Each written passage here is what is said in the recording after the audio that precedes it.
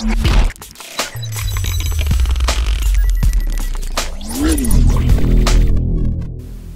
bien bonjour à tous, c'est Vortex, j'espère que vous allez bien. Aujourd'hui on se retrouve simplement pour partager une petite astuce, comment booster son processeur d'ordinateur. Donc, à savoir que quand vous achetez votre premier PC, enfin ça dépend en fait, c'est un PC gamer ou un PC de bureau, n'importe.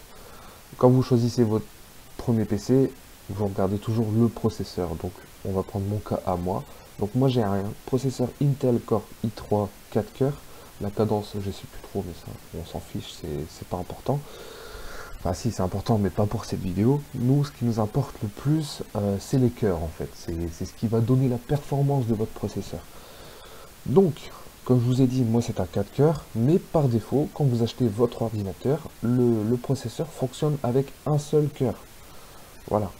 Il y a pas mal de gens qui ne savent pas.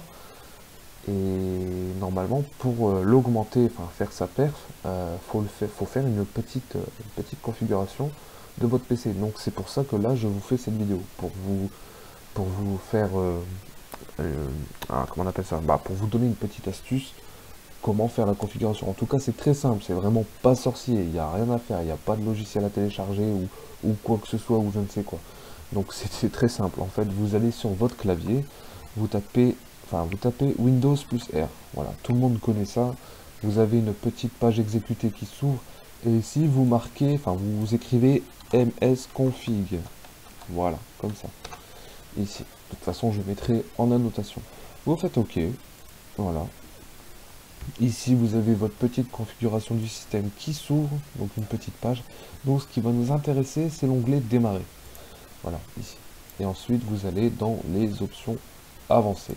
Ici. Vous voyez que ici, en fait, nous, ce qui va nous intéresser, c'est ici, le nombre de processeurs. C'est ça qui va faire toute la configuration. Donc la page, l'onglet ici en dessous est bloqué, donc c'est comme tout le monde, comme tout le monde le sait. Vous débloquez ici, et ensuite ça va se débloquer. Pardon. Nous, en fait, là ici, comme je vous ai dit, je suis sur un seul cœur. Enfin, en tout cas, c'est juste pour l'exemple que je vous donne. Je montais sur 4, c'est juste que j'ai remodifié un seul cœur. Mais vous allez avoir ça. De base, vous allez avoir ça. Donc, vous allez cliquer sur une petite flèche ici et vous voyez ici l'onglet 1, 2, 3, 4. Donc là, ça prouve bien que mon processeur a 4 cœurs. Donc, si vous avez 2 cœurs, vous aurez 1, 2. Si vous avez 8, 1, 2, 3, 4, 5, 7, 8. Et voilà. Donc, si c'est pareil, voilà. Il n'y a que comme ça que ça prouve que vous avez 4 cœurs. Donc vous, pour le booster à fond, en fait, vous allez vraiment au plus gros chiffre, quoi. Enfin, moi, je vais à 4. Mon cas, moi, c'est 4, donc je reste à 4. Et vous faites OK. Et ici, vous refaites OK. Voilà. Donc ici, il va demander de le redémarrer. Et honnêtement, je vous conseille de redémarrer votre PC. Sinon, la sauvegarde ne sera pas prise en compte.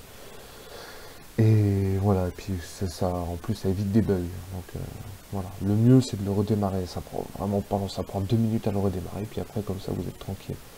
Donc moi je vais pas le faire, je vais pas le faire parce que moi c'est juste un exemple. Et là normalement vous allez avoir une meilleure performance, c'est-à-dire donc pour le gaming, surtout pour les jeux, même pour les autres trucs. Enfin moi je vous parle principalement des jeux quoi. Et vous aurez déjà un chargement plus rapide au niveau des textures déjà. Et en tout cas, vous verrez que vous aurez une différence quand même. Après, ça dépend de la RAM que vous avez. Mais bon, la RAM, je pense pas que c'est vraiment un gros problème. Comme ça, votre processeur est chargé à son maximum. Et voilà. Donc si par contre vous avez vraiment rien compris à ce tutoriel, n'hésitez pas à me laisser un commentaire. En tout cas, le tutoriel n'était vraiment pas difficile à comprendre. Mais si vraiment vous êtes vraiment en galère, ou si vous n'avez pas Windows 10 et puis vous avez Windows 7, au pire je vous expliquerai sur Windows 7 comment il faut faire quoi. En tout cas moi je fais ça sur Windows 10 parce que maintenant je pense que tout le monde est sur Windows 10. Enfin après c'est ma petite idée. Voilà, donc n'hésitez pas à me laisser des commentaires ou à discuter avec moi, de toute façon je réponds à tout commentaire, il n'y a pas de problème là-dessus. Donc je vous dis à très bientôt pour d'autres vidéos, donc je pense qu'il y aurait peut-être pas mal de tutos qui va sortir à l'avenir. Et voilà, donc n'hésitez pas à vous abonner si vous voulez, puis surtout à aimer cette vidéo quoi. Donc je vous dis à très bientôt et merci à tous, ciao.